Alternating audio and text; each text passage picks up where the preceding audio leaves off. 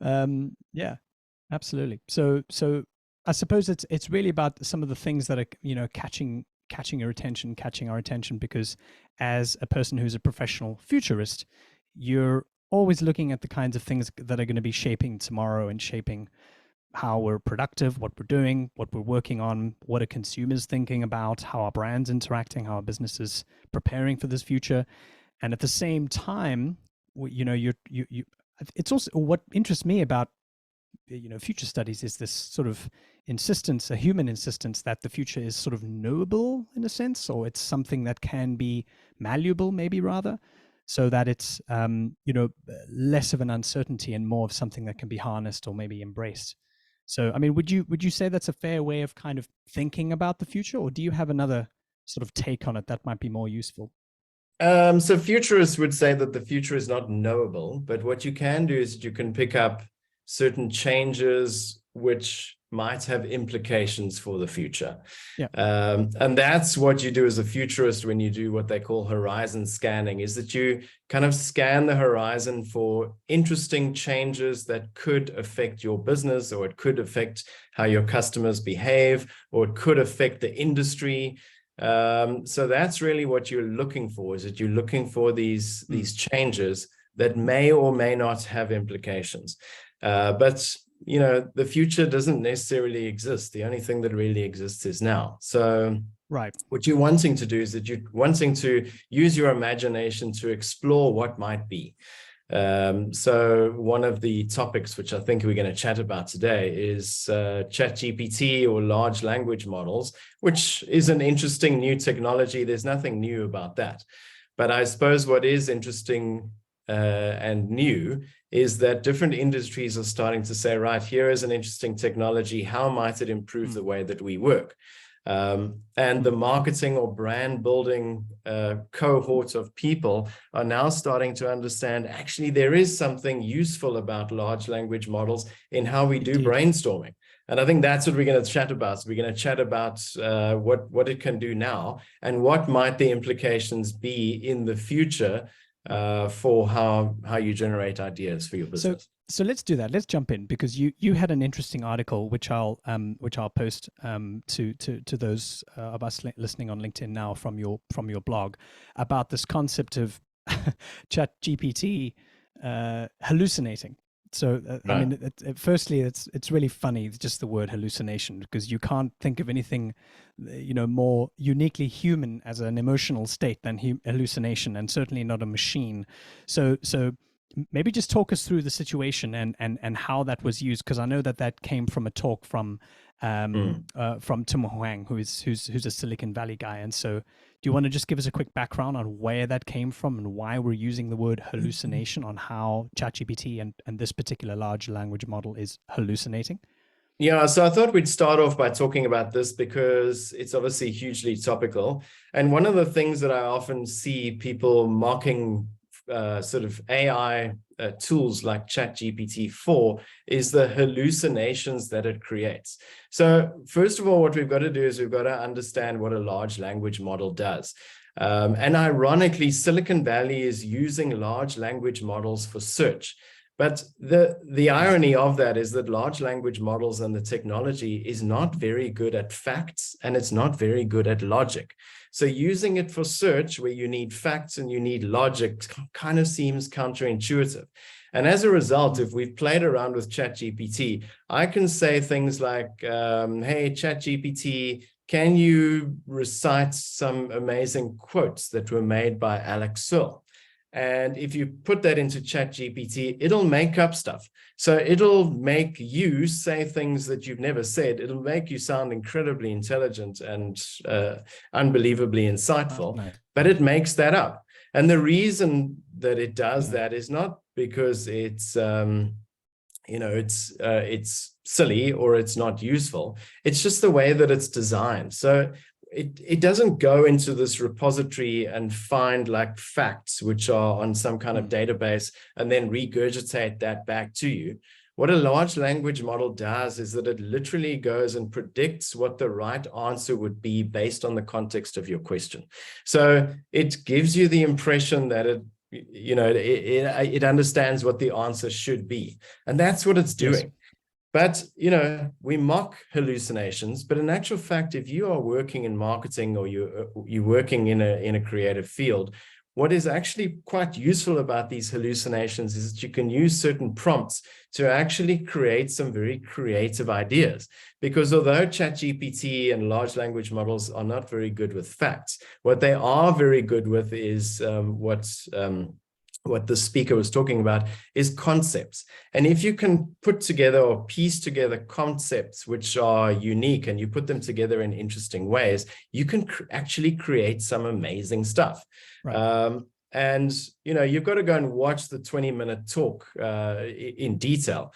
But what old Tim Huang was actually saying is that you can prompt ChatGPT to do certain things. And what you can do is that you can ask ChatGPT to impersonate something else. So let's say, for instance, you're the brand manager of Coca-Cola. You can say to ChatGPT, right, now pretend that you are Coca-Cola, and through the lens of the Coca-Cola brand, I want you to comment on certain things. So let's say, for instance, you would say, right, I want you to embody the Coca-Cola brand, and now you must be a translation machine. And now you put in quotes and you ask it to translate it into Coca-Cola language.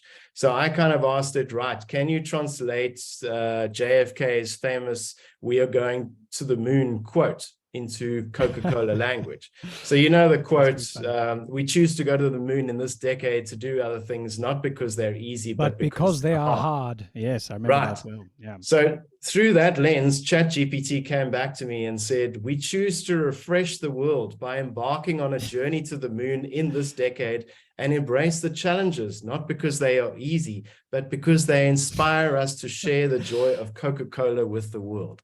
So that's pretty interesting. And as a toy, it is quite interesting.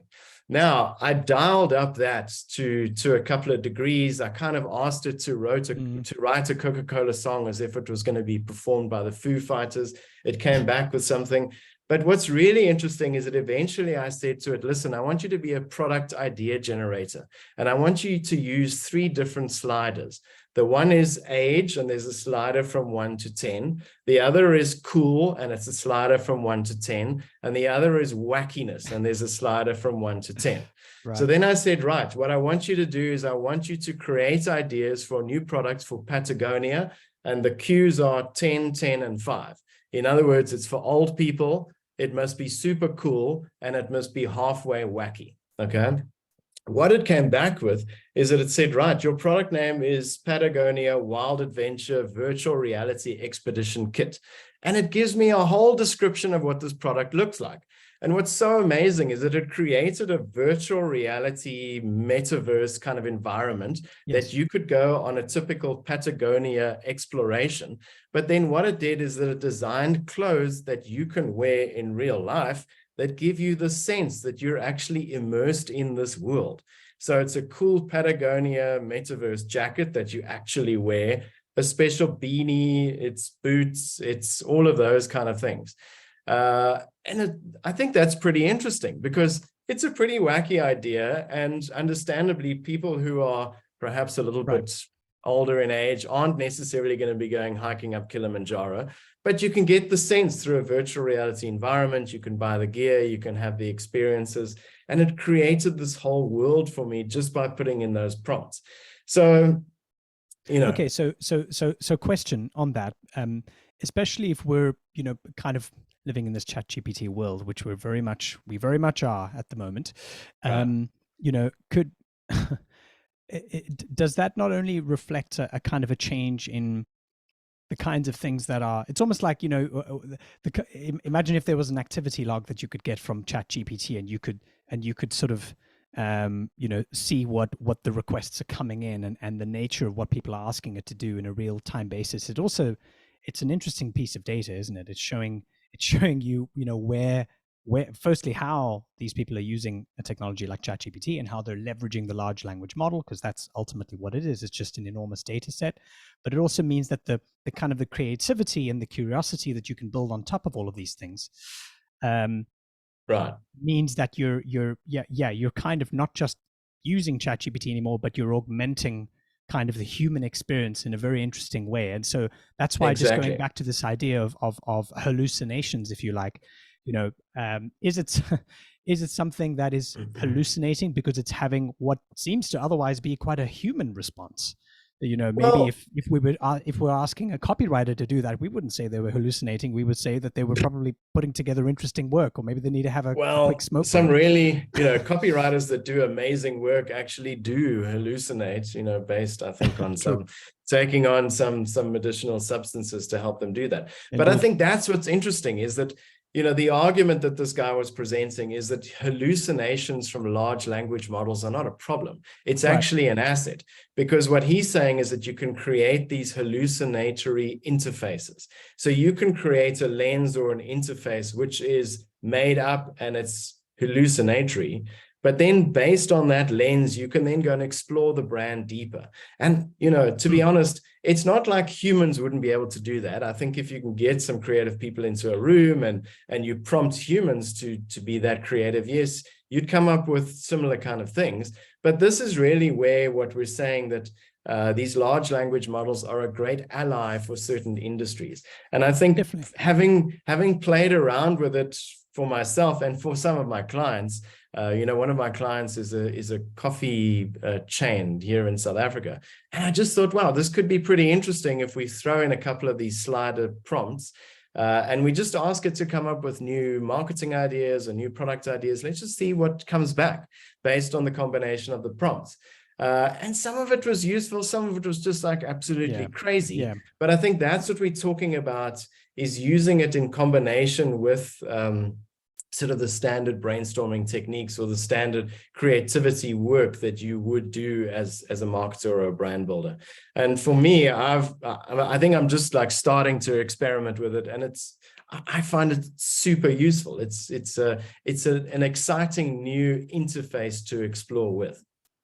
So absolutely. At the same time, though, even though it's still, I mean, it's since the kind of the big tidal wave came in, maybe at the beginning of the year, and then it kind of had this almost Bitcoin like hysteria, and then it it started to kind of crash, even though people are using it, and then there was that stuff in the summer that came out about the fact that college students are off and they're not using it to rip off their own papers and theses anymore. So that's why usage is down.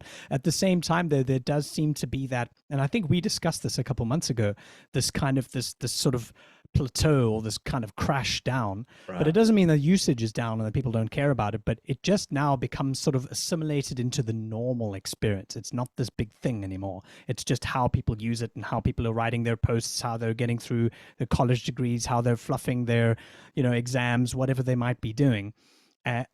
So do you think that now is like the era of like almost like, because of that, mass sort of usage, mass proliferation, when no one is looking anymore at the big kind of shiny thing? When it becomes old news, it becomes kind of de rigueur. Yeah, look, exactly as you say, I think there's an initial hype. People are excited. There's kind of a Yeah. spookiness. Wow, this thing can actually talk back to me as if it really understands me. So I think there's a lot of excitement around that.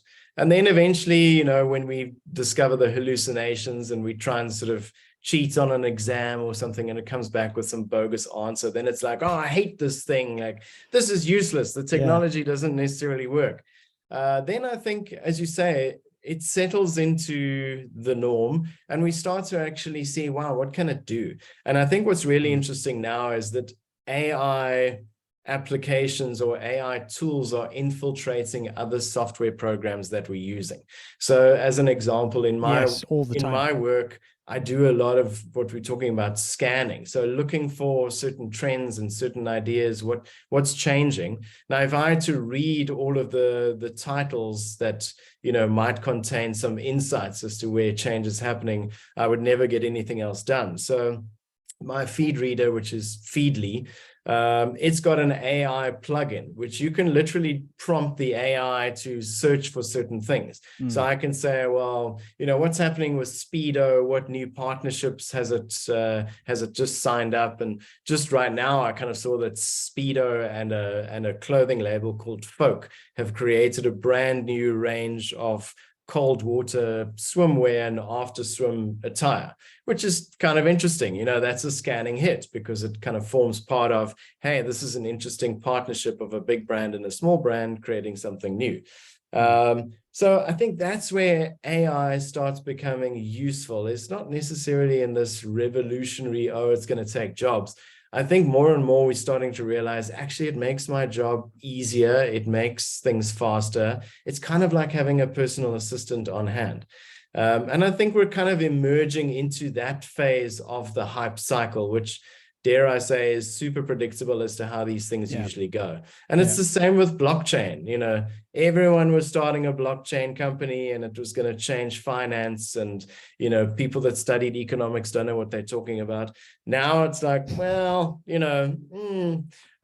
don't know about that so much anymore, but blockchain is still useful. The technology is still very, very relevant. It just needs to be combined with other things in order to make what we do better. Indeed. Right. And I think that's similar with large language models, but let's be honest here, this kind of technology is still at its very early stages. We're at the what do they say, the Ask Jeeves stage of ChatGPT. It's going to get far more powerful and far more intuitive from here. So Indeed. Exciting times ahead. Indeed. Okay, so I agree. And I was about to ask if you own any Bitcoin, but it's okay if you want to plead the fifth, given the fact that we're live now, so that's okay. But I think I know the answer. I'm very proud to say, Alex, I've never owned Bitcoin, and I've always been super skeptical of it. So, and the only reason I say that is because if I'm super honest about it, I don't understand Bitcoin, and I don't understand the arguments that everyone said that it's the future of money and it's going to replace fiat currency. I just didn't understand that. And actually, I'm very grateful I didn't understand it because, I think now we know. Yeah, absolutely. Yeah. Okay, so let's switch gears to the other story that seems to have our attention at the moment, and or maybe actually it hasn't gotten enough attention. So tell me, what do aliens, sort of space bees, and board games have in common? Maybe you want to give us a quick context on what that's all about. Yeah, so a couple of months ago, I wrote a piece about the rise of board games. And, across the world, there seems to be this thing that people are wanting to play board games at home with friends and family. And it's probably as a result of the lockdowns, people wanting to do different kind of things, and you're a bit bored of watching TV. So eventually a family locked at home would pull out the Monopoly or whatever it might be and start playing board games. It's not that board games weren't popular before, but I think there was new people were introduced to the joys of sitting around a table and enjoying a game. Now, based on that article, I found a game called Wingspan. Now, Wingspan is a game which features birds from around the world. And what you need to do is that you need to start building up a bird colony, like an aviary of birds. Yes. And as you have this aviary of birds, they lay eggs and you give them food and you put them in different habitats and environments. And you build basically an engine, which, depending on how you play the game, you can build up quite a powerful colony of birds that kind of eventually wins the game based on points. Now, it is super fun, but if I had to say to you, oh, Alex, come over, we're going to have a few drinks and play a bird board game, you're going to tell me that's a little bit of a strange idea. Maybe next time, John, I'm off to, watch football or whatever it might be. But, the mechanics of the game are pretty cool. Now, the company that produces this game, Wingspan, are very, very small. So they're an independent publisher. It's not like it's Hasbro or Mattel or something like that. Yeah. But word is that they've sold over 1 million copies of this game. Now, so what's been the special sauce there? What made that happen, do you think? Well, I think what's really great is that they've got an interesting idea. So first of all, it's a game that you've never seen before. It's not like anything else that's out there. The second thing that's great is that the gameplay itself is designed by people who know how to create exciting games.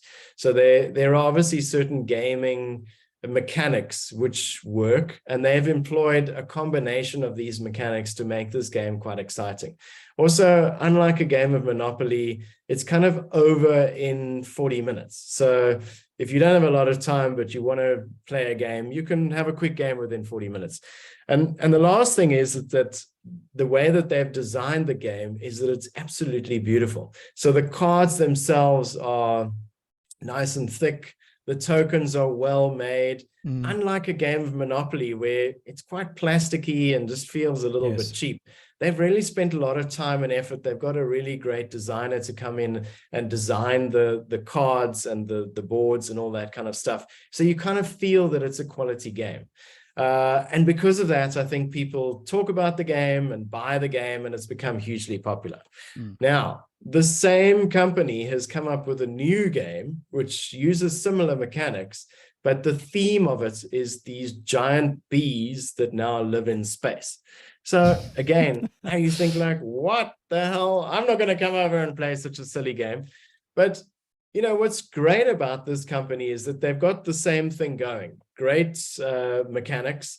They hire good designers. They've obviously created it on material, which is of a higher grade. Yes. But the key thing here is that the storyline itself is so wacky that you just can't unsee it. You know, like bees in space, that sounds so random. You know, that's such a weird, crazy idea. So, okay. So just to stop you there. So do you think it's a case of, so you've got, you know, a quality gameplay experience, you've got the nice look and feel of the cards, it's a very visceral experience, that's awesome, and that always makes sense. But that's not to say that there might be another 5,000 games out there that are quality, that are nice. So what do you think is makes it kind of go from a nice game which might have 10,000 copies sold to 1 million? Because now we're in a different league. What do you think created that? There has to be had to have been something captured in the customer's imagination there. Right. Well, I think first of all, this company's got a reputation. So they've got a brand that backs them. And I think within gaming circles, people know that the guy that kind of runs this, he is a great game designer and he knows how to put these elements together. The other thing as well is because the creative idea of the game is so extraordinarily unusual, understandably, people on forums, so people on sort of board game Reddit forums, or you know, the forums that you find in gaming circles, they're going to talk about this because also they've played Wingspan, so they're quite excited about the next iteration. And I think that's what's key here is that, you know, you've got to build on your wins. Once you've got a win under the belt, you've got to build on that. Once you've got that reputation, you can then jump onto the next one and take people on the next iteration of what you're wanting them to experience. So it's a branding story. It's a reputation story. It's a trust story. And in many ways, it is about being bold with your choices. You know, I suppose what could also have happened is that the small gaming company could have said like, wow, well, we hit like a home run with the bird themed game. Let's pull it back a little bit and do like, I don't know, lawyers who are competing for like the biggest clients or whatever it might be, which is kind of boring and been done. But I guess what they've done is they've been emboldened by their successes and said, right, let's go to the next thing and do something absolutely crazy. So it's almost like they're fearless. Which I guess is what the lesson is that once you've had a bit of success, it's then time not to kind of retract and go, well, let's be more conservative. But to double down. Yeah. Yeah. Go balls to the wall, you know, go to the next stage and try something just as audacious. I love that. If that's advice, John, I will take it any time of day because it's, and I agree. I think that, you know, great things are kind of done because there were sort of boundaries pushed and sort of new things created, you know, and that doesn't come from the comfort zone. That doesn't come from where things are sort of known, from the realm of the known. So that completely makes sense. Isn't it interesting that, especially kind of looking ahead into sort of the future, if you like, that we have this sort of increasing set of contradictory and sort of contravening perspectives on things. And I'll give you an example in what we've been talking about with this kind of gameplay thing. So even though there's more and more of a proliferation of digital media, Netflix, you can just watch whatever you want, anytime you want. You can download an app, anything you need. You can get ChatGPT to finish your homework for you, to write a love letter. It just, so much is being done for us and more convenient and quicker and, at less of an expense.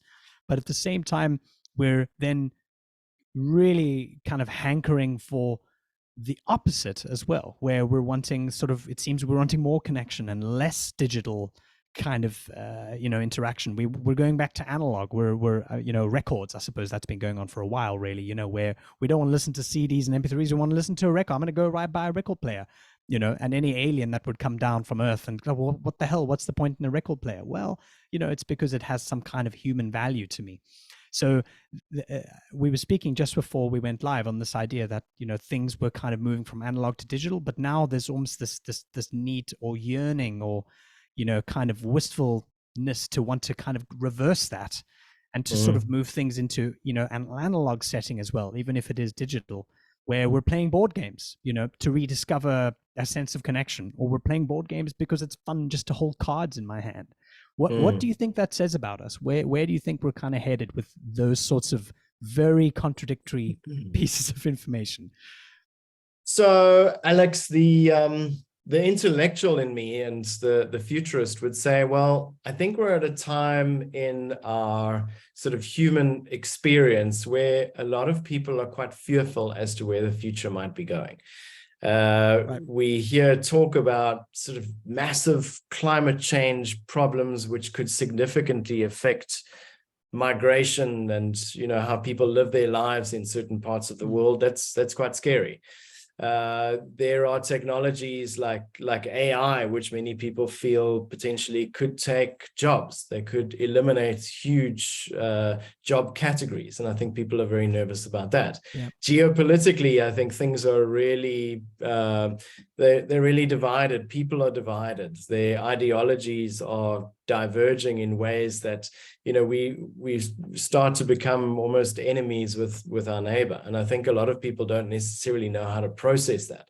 So we've spoken about this before. In the 1970s, a futurist by the name of Alvin Toffler wrote a book called Future Shock.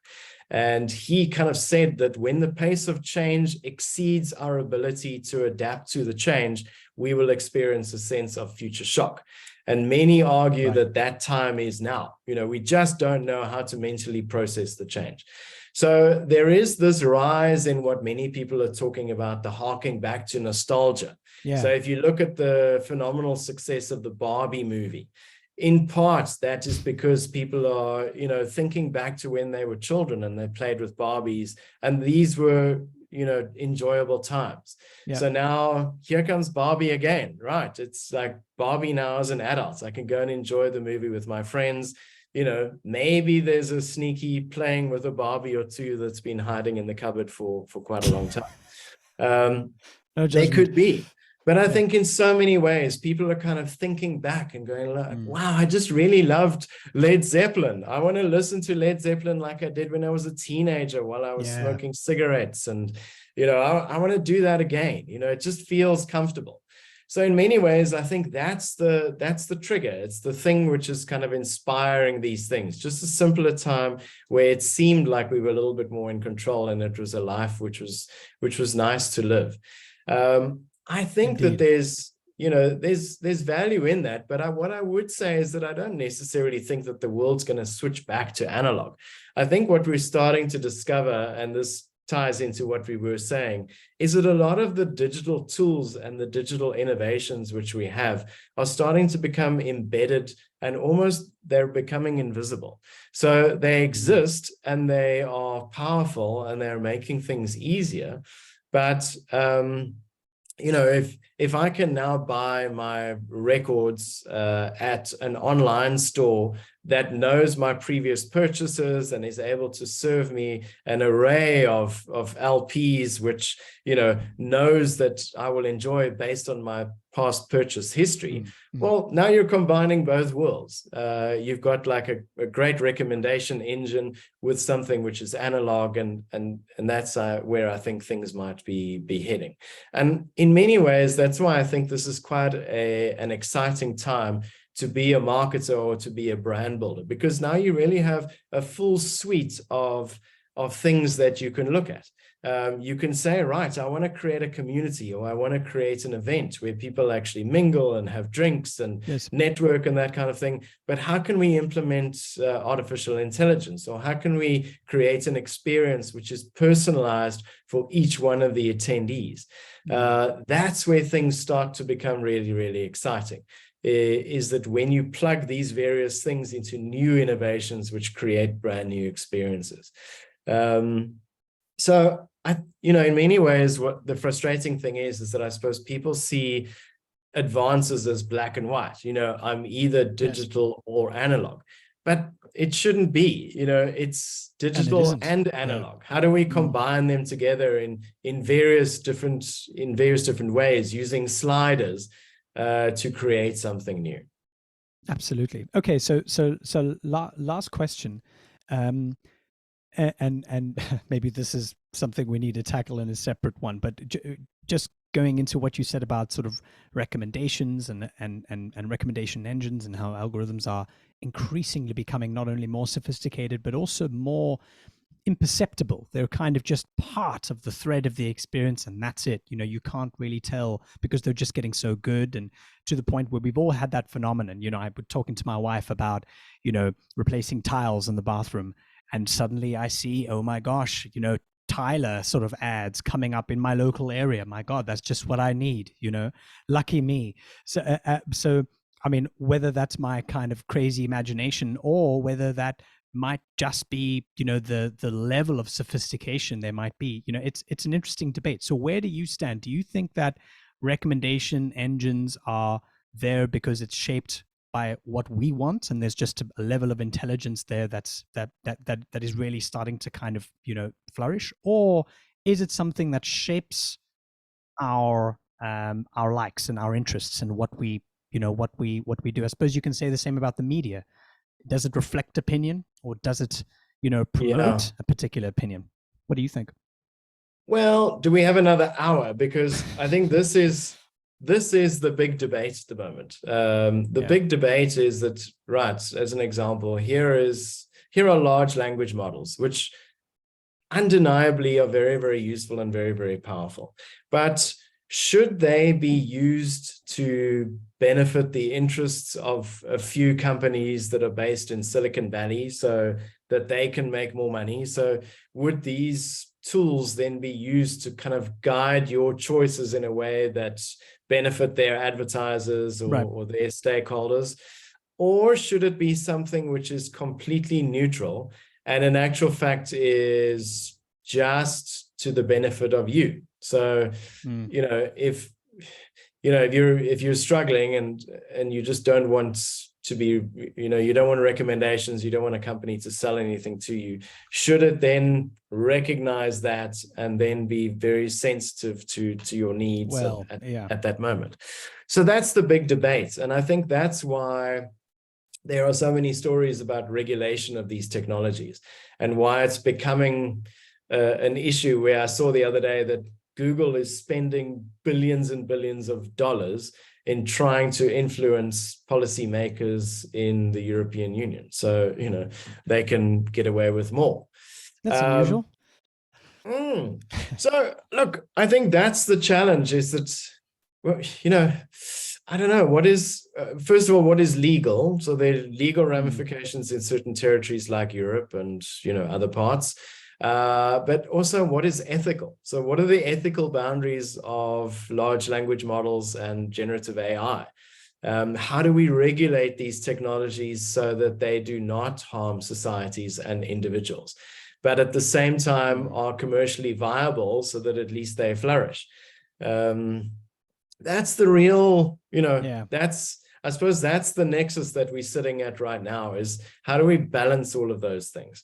And at the moment, it really depends on how much money you have in order to influence the policymakers and the regulators. Yeah. So if you've got it, they're listening. Yeah. Right. So if you can afford to get the best lawyers to kind of push your agenda, then it could swing in your favor. Not that it's going to be like that forever, but right now, you can get things to go your way. So it's a real challenge. And I think the brightest minds in the world are grappling with this right now and trying to find solutions on that.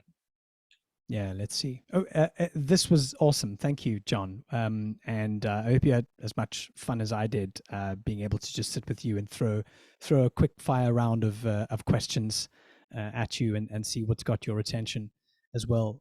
So yeah, looking forward to doing this again next Tuesday. I hope you're free next Tuesday. We can do this again if you're around. I have it in my diary. Yeah, Lovely. let's see. If we're able to gather an audience, then absolutely. Absolutely, absolutely fantastic. Well, yeah, for those of you listening from Humble Mind, thanks for joining us. For those of you on LinkedIn Live, thank you also so much for joining us.